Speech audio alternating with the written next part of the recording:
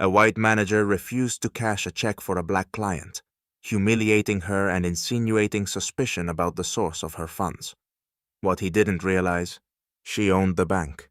What happened next will shock even the most seasoned observers. But first, let's start from the beginning.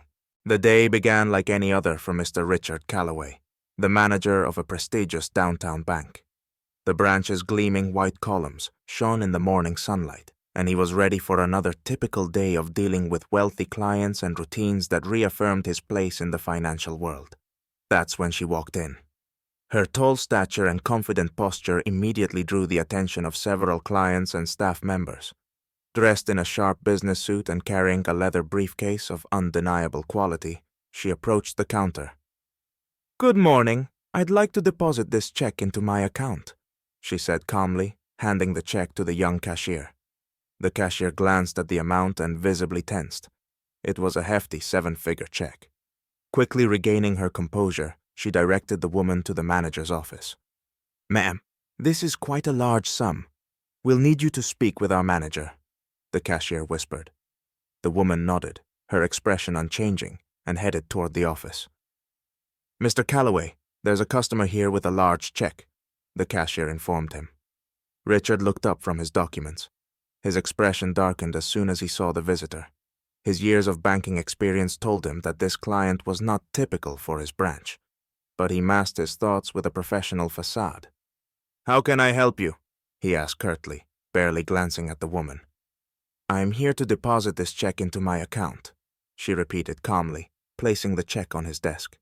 Richard slowly picked up the paper, scrutinizing it with barely concealed suspicion. "This is quite a large sum," he muttered. "I'll need to verify the source of these funds. It's standard procedure." "All the necessary documents and contacts are listed on the check," the woman replied, her tone steady. "You can contact my legal firm to confirm the transaction." "Even so, I'll need to delay this transaction for further verification," Richard replied reluctantly. "Perhaps you could provide additional evidence of your business's legitimacy?" The woman furrowed her brow slightly, but kept her voice calm. "My business is fully compliant with the law. You have everything you need. I expect this transaction to be processed without delay." "I decide how and when things get processed here," Richard retorted, raising his voice slightly. His tone drew the attention of staff members who subtly peeked from behind their desks. At this point, the young cashier, Eliza, intervened. "Mr. Calloway, I've seen this client conduct large transactions with our bank before. Her name is familiar to me." "Eliza, you're dismissed," Richard said coldly. Turning back to the client, he added, "If you'd like, you can file a complaint, but I have the right to investigate any check I deem suspicious." The woman sighed, maintaining her composure. "Very well. Then I'll need to contact the bank's leadership. I believe they'll be interested in how you're conducting these investigations." Richard Calloway continued to scrutinize the check, even though all the required documentation was already in front of him. The atmosphere in the office grew increasingly tense. "Listen, miss." He deliberately refrained from using her name, though her documents were right in front of him. "I'm just doing my job. Verifications are mandatory for sums like these. I appreciate your concern for protocol, Mr. Calloway, but I doubt this delay aligns with the bank's internal standards," she replied icily, folding her hands over her briefcase.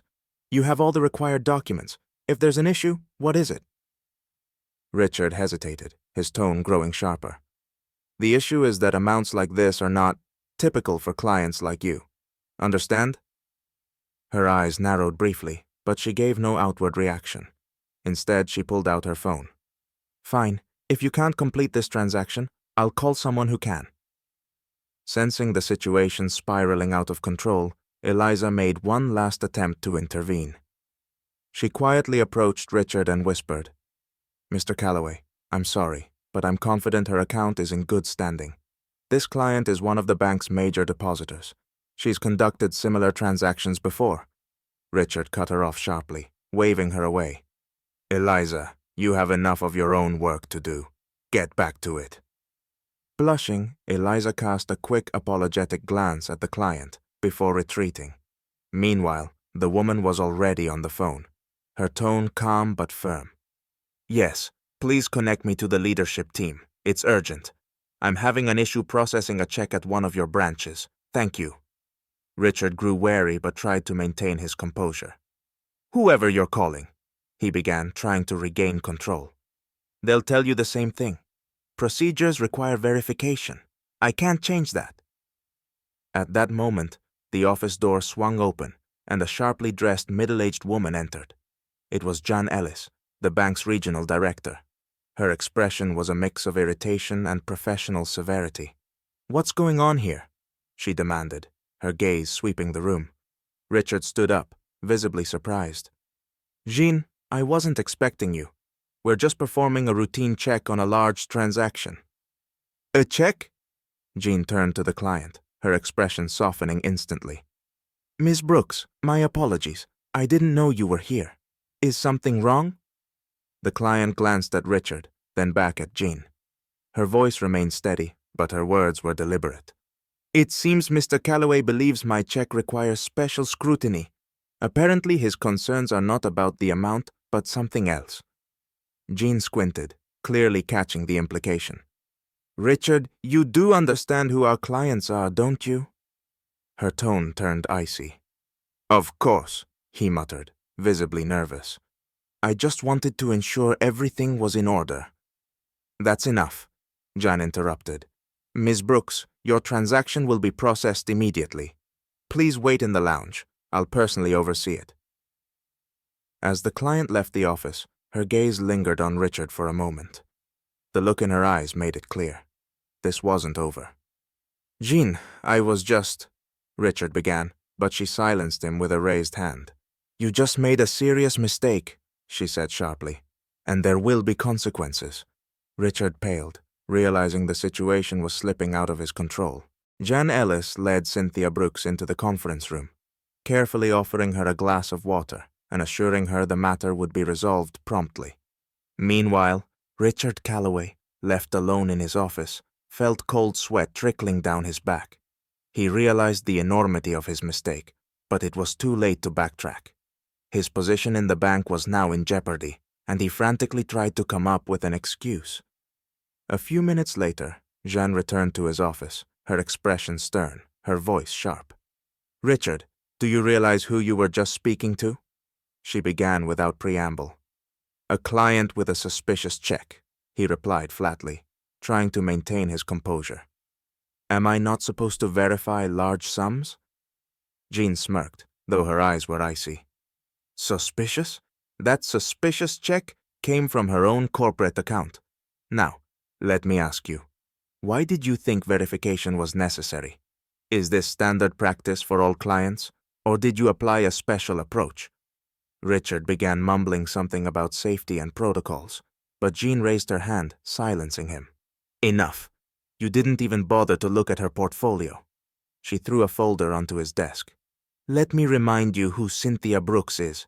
She's the largest shareholder in our bank. She owns a controlling stake and, for that matter, could fire you with a single phone call. Richard froze.